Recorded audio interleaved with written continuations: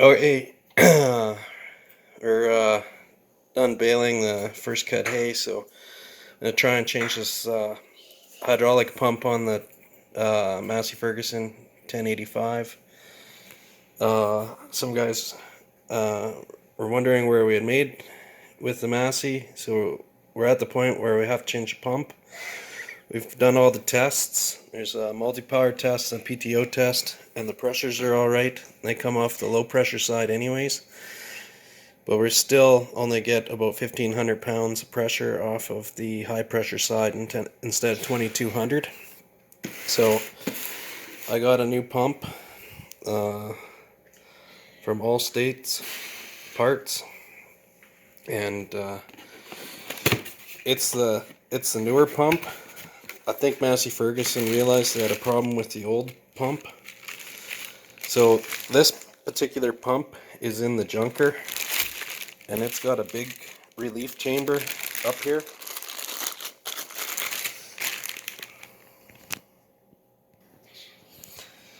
So that's the high pressure relief right there, and then there's a low pressure relief. So there's a spline shaft that's driven, and then you get the hydraulic pressure.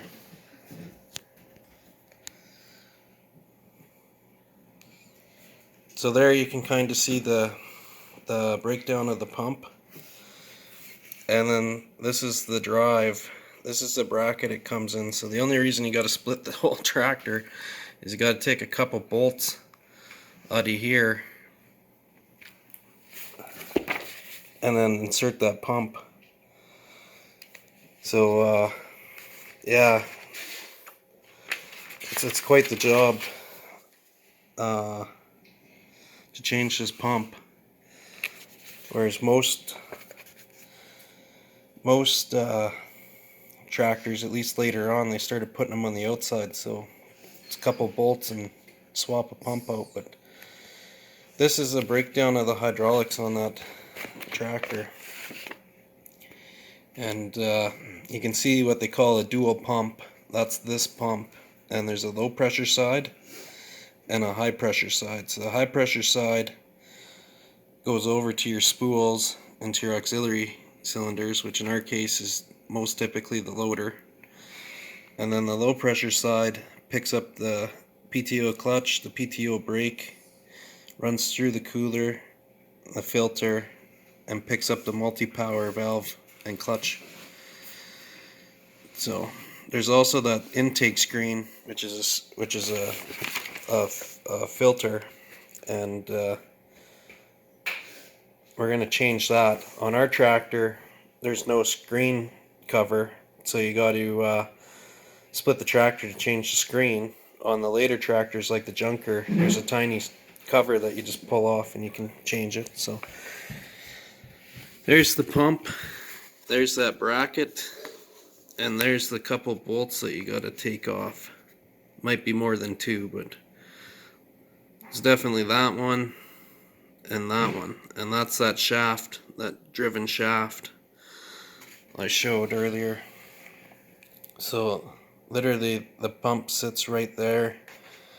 You take these two bolts off, you slide the pump back with the hydraulic lines disconnected, of course, and then put the new pump in, do up these two bolts. There's a strainer underneath the pump body. We'll change that, and then there's this flange gasket.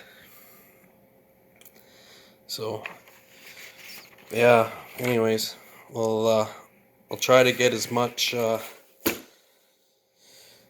shots doing it, because there's a few guys that are interested in this procedure, because through the comments they said they had to probably do the same thing.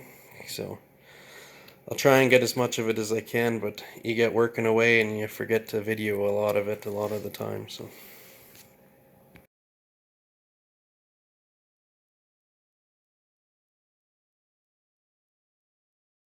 okay, so Dad's just dumping a bale so that we can pull the Massey forward with the Polaris. So when you're splitting a tractor, you got to tap in triangular blocks to stop the pivot action when you put it back together. So when you're aligning it, it doesn't jump.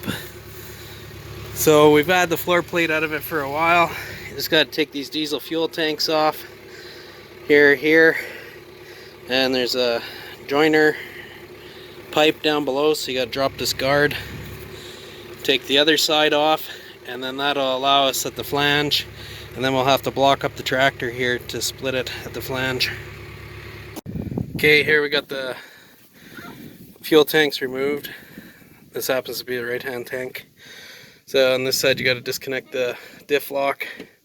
It's got a linkage that hooks the side of the fuel tank, and then here's the fuel supply hose tube going to the lift pump, and then here's the flange that we have to unbolt. So we'll block the tractor probably right here, and then undo this, and then pull her back and separate her. So hopefully that all goes good. Okay, here we got the tractor split. So you disconnect this hydraulic hose here. This is transmission, so you take this shaft out and coupling, which I showed in the other video. That's the Ferguson pump. So make sure to support the cab independent. I didn't pull the cab off. So you gotta clear the back axle with the cab mount. So we got the Polaris back there as a safety device. And then we got two bottle jacks holding the cab up. We actually slipped off the back axle and the cab dropped a little bit, so it pulled all the tin off of the away from the cab. So now I gotta go fix that later, but obviously that's not going to be right now. So that's quite a feat, getting that bonnet back on. So anyways, these are the two diesel return lines I mentioned earlier.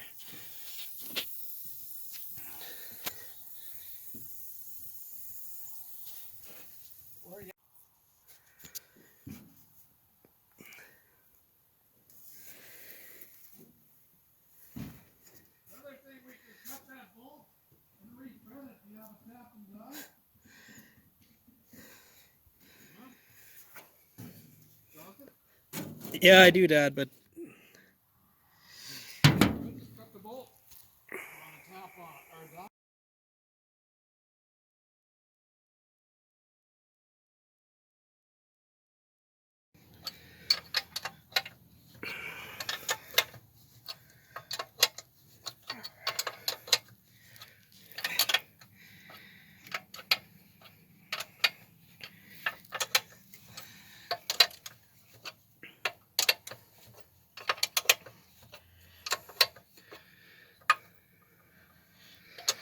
come down a little bit with the tractor. I can go up with this bottle jack in the front. No, No? let's come down with the tractor. Just take this Yeah. off a little bit. Okay.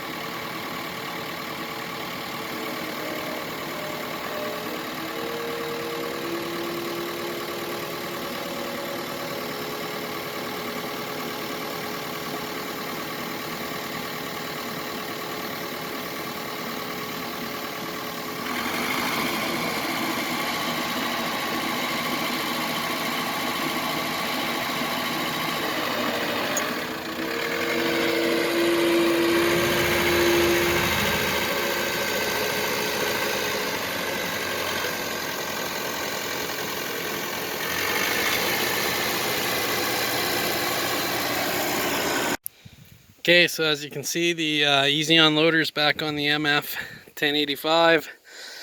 So we had changed the hydraulic pump, the auxiliary pump that involves splitting the tractor back here behind the rear end and the transmission. Put the loader mounts back on. So we have really good outlet pressure back here. We've taken the gauges off now. This is the rear remotes.